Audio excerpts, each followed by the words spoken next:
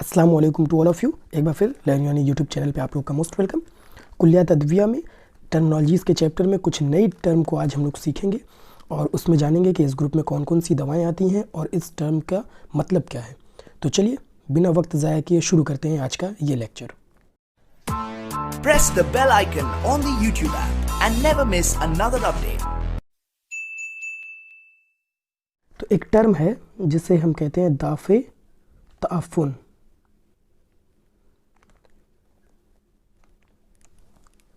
देखिए, दाफ़े यानी दफ़ा करने वाला, यानी उसको भगा देने वाला या बाहर कर देने वाला या कम कर देने वाला, दफ़ा कर देने वाला। ताफ़ुन लफ्ज़ बना है उफ़ूनत से, खराबी, कोई सड़ान या कोई कमी जो बॉडी में नहीं चाहिए। तो दाफ़े ताफ़ुन या ऐसी चीज़ जो बॉडी में नहीं रहनी चाहिए उसको दफ़ा करने वाली दवाएं इस ग्रुप में आएंगी और इसे हम इंग्लिश में कहते हैं एंटीसेप्टिक। इसको समझते हैं। देखिए, दाफ़े ताफ़ुन में ऐसी दवाएं हमारे पास हैं जो आप बैरूनी या अंदरूनी, टॉपिकल या इंटरनल, जो आप इस्तेमाल करना चाहें, कह लें इंटरनल और एक्सटर्नल, इन दोनों तरीके से इस्तेमाल करा सकते हैं। और इसके इस्तेमाल कराने से जो उफ़ूनत पैदा हुई है, उफ़ूनत उसको कम किया जाता है, डिक्रीज़ किया जाता है या ख़त्म किया जाता है पूरी तरीके से। उसके असबाब को, उसके कॉज को, जो असबाब होते हैं, असबाब यानी सबब से बना है, यानी जिस कॉज की वजह से ये उफ़ूनत पैदा हुई है, ये ख़राबी पैदा हुई है, उसको कम किया जाता है या पूरी तरीके से ख़त्म कर दिया जाता है। इंग्लिश में इस चीज़ को समझ लें। देखिए, इन ड्रग्स के पास ऐसी कैपेबिलिटी होती है जो डिस्ट्रॉय कर देंगी किसी भी पैथोजेनिक माइक्रो ऑर्गेनिज्म को। जो भी बॉडी के अंदर पैथोजेनिक माइक्रो ऑर्गेनिज्म हैं, जिनकी वजह से सेप्सिस या उफ़ूनत पैदा हुई है, ख़राबी पैदा हुई है, जो बदन को नहीं चाहिए, उनको ये बाहर निकाल देती हैं, डिस्ट्रॉय कर देती हैं, पूरी तरीके से ख़त्म कर देंगी या इनहिबिट कर देंगी।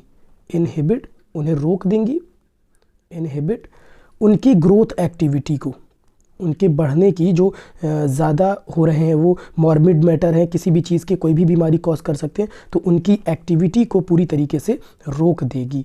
ये दाफ़े ताफ़ुन दवाएं होती हैं।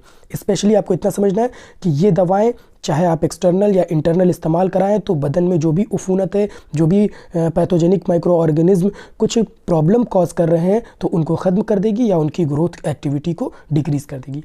इनके एग्ज़ाम्पल की बात कर लें तो एग्ज़ाम्पल है बर्ग नीम, नीम की पत्तियाँ, बर्ग नीम, संदल, साथ ही साथ कबाब चीनी। ये कुछ दवाएं हैं एग्ज़ाम्पल के तौर पे जो आप याद रख सकते हैं। ये दाफ़े ताफ़ुन होती हैं। एक एग्ज़ाम्पल से आपको समझा देते हैं।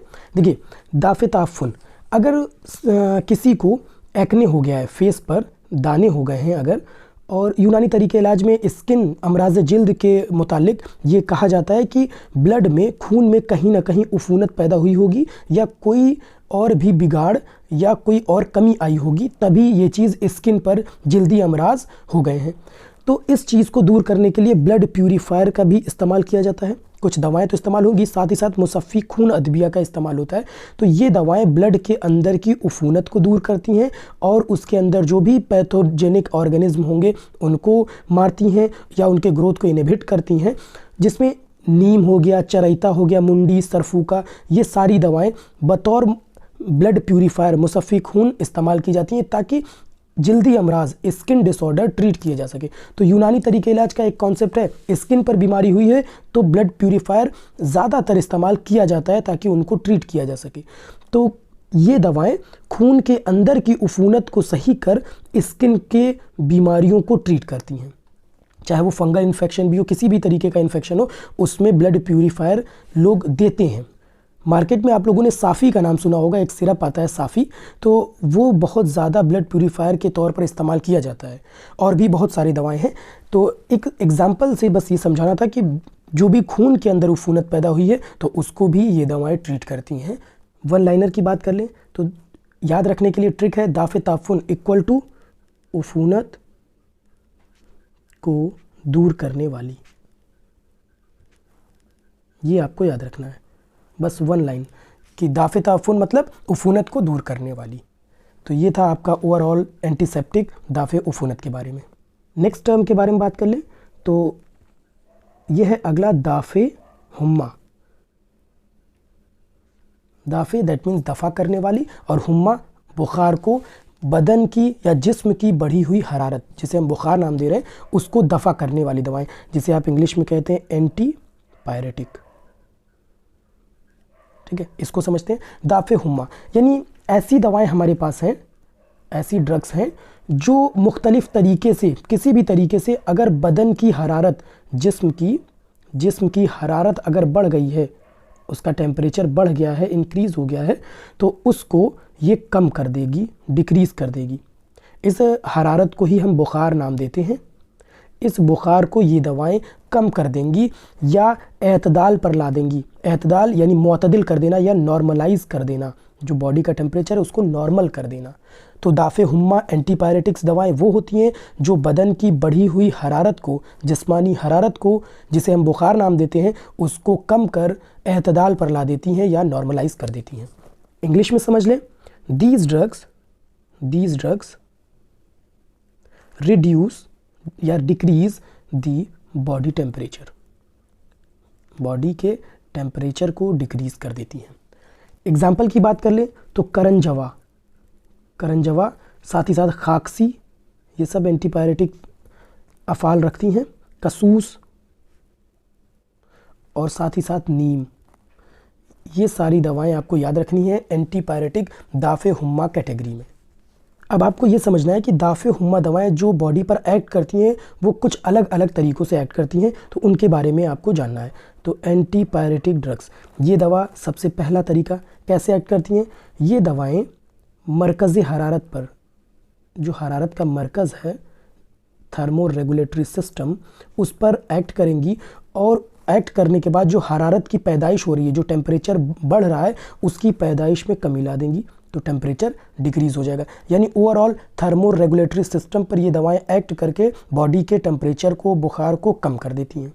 दूसरा तरीका है, सेकंड नंबर, कुछ ऐसी दवाएं हैं जो फासिद मवाद को, फासिद जो मॉर्बिड मैटर हैं, जो बॉडी के अंदर इन्फ्लेमेशन कॉज कर सकते हैं, या इन्फ्लेमेशन उनकी वजह से जो डिफेंस मैकेनिज़्म स्टार्ट हुई है, उसकी वजह से बॉडी का जो टेम्परेचर बढ़ता है, जो बुखार की अलामात आती है, उस फासिद मवाद को ये बॉडी से बाहर निकाल कर उसको ख़त्म करके बुखार को नॉर्मल करते हैं, एतदाल पर लाते हैं। यानी मॉर्बिड मैटर को कंट्रोल करती हैं कुछ दवाएं, तो बुखार ट्रीट हो जाता है। उसके बाद तीसरी कैटेगरी है, नंबर थर्ड, कुछ ऐसी दवाएं हैं जो पसीने का इखराज लाती हैं, स्वेटिंग करती हैं। तो पोर्स से पसीना निकलता है, स्वेट ग्लैंड से, और उसकी वजह से बॉडी कूल डाउन होती है। तो पसीने का इखराज जब बढ़ जाएगा तो उससे बॉडी ठंडी होने लगती है। और एक बात आपको याद रखनी, कुछ ऐसी दवाएं हैं जो तीनों काम कर सकती हैं। ठीक है, तो जो बुखार की दवाएं स्पेशली यूनानी तरीके इलाज में इस्तेमाल की जाती हैं, वो पसीना भी ला सकती हैं और बदन के अंदर मॉर्बिड मैटर, फासिद मवाद को ख़त्म भी कर सकती हैं कि उसकी वजह से कोई इन्फ्लेमेशन, कोई ऐसी अलामात ना आए कि बदन की हरारत बढ़ जाए, और कुछ थर्मो रेगुलेटरी सिस्टम पर भी काम करती हैं। तो ओवरऑल दाफ़े हुम्मा दवाएँ इस 3 मैकेनिज़्म के हिसाब से काम करेंगी। तो वन लाइनर आपको याद रखना है, दाफ़े हुम्मा इक्वल टू बुखार को दूर करने वाली दवाएँ। नेक्स्ट टर्म की बात करते हैं, दाफ़े तशन्नुज। देखिए, दाफ़े यानी दफ़ा करने वाला, तशन्नुज हम कहते हैं स्पाज्म को, ऐठन को, मरोड़ को, तो इसे इंग्लिश में हम कहते हैं एंटी स्पाज्मोटिक। ऐसी दवाएं जो स्पाज्म को कंट्रोल करें या उसे कम कर दें। तो दाफ़े तशन्नुज ऐसी दवाएं हैं जो अज़लात, जो मसल्स हैं, अज़लात, उनमें जो तशन्नुज पैदा हो गया है, कॉन्ट्रैक्शन बढ़ गया है, या ऐठन या किसी भी तरीके की चीज़ें हैं, उनको कंट्रोल करेगी, उनको कम कर देगी, उनको डिक्रीज़ कर देगी। तो स्पाज्म की वजह से दर्द की अलामात, दर्द की शिकायत भी बढ़ जाती है। तो ये दवाएं अज़लात को रिलैक्स करती हैं, यानी मसल रिलैक्सेंट एक तरीके से ये होती हैं, तो तशन्नुज को कम कर देंगी। और स्पेशली इसमें कुछ और कैटेगरी की दवाएं भी शामिल की गई हैं, जैसे मुसक्किनात, सुकून देने वाली, यानी मुसक्किनात एनाल्जेसिक दवाएं, पेन किलर, दर्द को सुकून देने वाली। उसके बाद मुनव्विमात, जो नींद लाती हैं, यानी सिडेटिव ये दवाएं अगर किसी को दी जाए तो वो नींद ला देंगी, तो दर्द का एहसास नहीं होगा, तशन्नुज का, स्पाज्म का एहसास नहीं होगा। उसके बाद मुखद्दिर दवाएं, मुखद्दिरात, नारकोटिक या एनेस्थेटिक दवाएं कहते हैं, तो ये दवाएं मुखद्दिर, एनेस्थेटिक या नारकोटिक दवाएं, तो ये इस्तेमाल कर दी जाए तो इसकी वजह से जो तशन्नुज है वो कम हो जाएंगे, वो स्पाज्म फील नहीं होगा, क्योंकि ये एनेस्थेटिक और नारकोटिक दवाएं हैं। तो ओवरऑल ये तकरीबन सेम काम करती हैं, ये दर्द को दूर कर रही हैं, ये सुला दे रही हैं ताकि दर्द फील ना हो, और ये पूरा सुन कर दे रही हैं, एनेस्थेटिक है।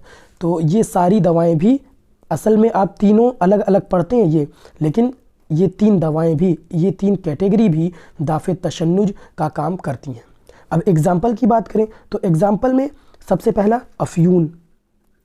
अफ़यून एक ऐसी दवा है जो दाफ़े तशन्नुज कैटेगरी में आती है। साथ ही साथ अजवाइन खुरासानी, खुरासान वाली अजवाइन, ठीक है, अजवाइन खुरासानी, और साथ ही साथ हिलतीत, हींग वगैरह भी ये दवाएं। तो ये 3 एग्जाम्पल आपको याद रखने हैं। और इंग्लिश में बात करें तो दीज ड्रग्स, ये ड्रग्स क्या करेंगी, रिलीफ देंगी, रिलीफ कराएंगी, किस में, स्पाज्म में, स्पाज्म में। और क्या कम करती हैं, एब नॉर्मल कॉन्ट्रैक्शन को, जो एब नॉर्मल कॉन्ट्रैक्शन है उनको भी कम करती हैं, स्पेशली किसके, मसल्स के, मसल्स के एब नॉर्मल कॉन्ट्रैक्शन को कम करेंगी। और जब कॉन्ट्रैक्शन कम होगा तो पेन दूर हो जाता है, पेन में रिलीफ होता है। एग्जाम्पल के तौर पे आपको बताऊं तो अगर कोई कंप्लेन करता है कि उसके पेट में ऐठन है, मरोड़ है, दर्द हो रहा है, तो एंटी स्पाज्मोटिक दवाएं इस्तेमाल की जाती हैं कि उस ऐठन को कम कर दिया जाए, उस दर्द को कम कर दिया जाए। जैसे आप लोगों ने घरों में देखा होगा, अगर छोटे बच्चे हैं और वो दूध पीते हैं और उसकी वजह से जो पेट फूल जाता है, उन बच्चों का पेट फूलता है, अगर वो 4-5 महीने 6 महीने के हैं तो पेट फूलता है जब, तो माएँ क्या करती हैं, हींग, उसको लिक्विड हल्का सा घोल कर उसकी नाभि पर यहाँ पर लगा दिया जाता है और यहाँ से एब्जॉर्ब हो जाता है। तो जो पेट फूला है, जो गैस बनी है, उसको भी पास कर दे रहा है। तो कासिर रिया दवाएं हैं हींग, साथ ही साथ इस स्पाज्म को, जो ये ऐठन और ये बच्चा रो रहा है, उसको भी ये दूर कर देती है और उसको इवन स्टूल भी पास कराकर पेट को साफ़ करती है। या फिर हींग पानी में मिक्स कर पूरे पेट पर ऐसे लेप जमात कर दिया जाता, कोटिंग कर दी जाती ताकि यहाँ से स्किन से एब्जॉर्ब हो जाए। तो बच्चे को जो दर्द होता है, जो बोल नहीं पाता, वो सिर्फ रोता है, तो ऐसा लगाकर उसे सही किया जाता है, तो उसके पेट की जो तशन्नुज है उनको दूर किया जाता है। आप लोगों ने घरों में देखा होगा कि लोग ऐसा करते हैं बच्चों के साथ, जब वो दूध नहीं पी रहे हैं या उनका पेट पूरी तरीके से टाइट है और वो रो रहे हों, दर्द कर रहा हो। तो दाफ़े तशन्नुज इक्वल टू जो कॉन्ट्रैक्शन हो रहा है उसको रिलीज़ करना। कॉन्ट्रैक्शन हम कहते हैं इनकबाजी कैफियत, इनकबाज कॉन्ट्रैक्ट करना, तो इनकबाज को या मरोड़ को, ऐठन को कम करना, इनकबाज को दूर करने वाली दवाएं, दूर करने वाली। तो एग्जामिनर अगर पूछते हैं कि दाफ़े तशन्नुज क्या होता है बताओ, तो आप आराम से बता सकते हैं कि ऐसी दवाएं जो अज़लात के तशन्नुज को या उनके इनकबाजी कैफियत को, उनके कॉन्ट्रैक्शन को, उनके मरोड़ को, उनके ऐठन को कम कर दे या दूर कर दे। और इस किस्म में मुसक्किन, मुनव्विम, मुखद्दिर दवाएं भी आती हैं। और एग्जाम्पल आप अफ़यून, अजवाइन खुरासानी, हिलतीत, असरोल, ये सारे बता सकते हैं। तो आज आप लोगों ने 3 टर्मिनोलॉजीज़ को सीखा, दाफ़े ताफ़ुन, उफ़ूनत को दूर करने वाली दवाएँ, और दाफ़े हुम्मा, एंटीपायरेटिक्स, बुखार को दूर करने वाली दवाएं, और साथ ही साथ दाफ़े तशन्नुज, स्पाज्म को दूर करने वाली दवाएं।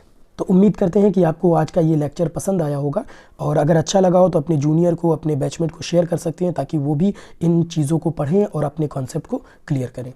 तो आज के लिए इस वीडियो में इतना ही, मिलेंगे अगली वीडियो में, तब तक के लिए इजाज़त दीजिए। खुदा हाफिज़।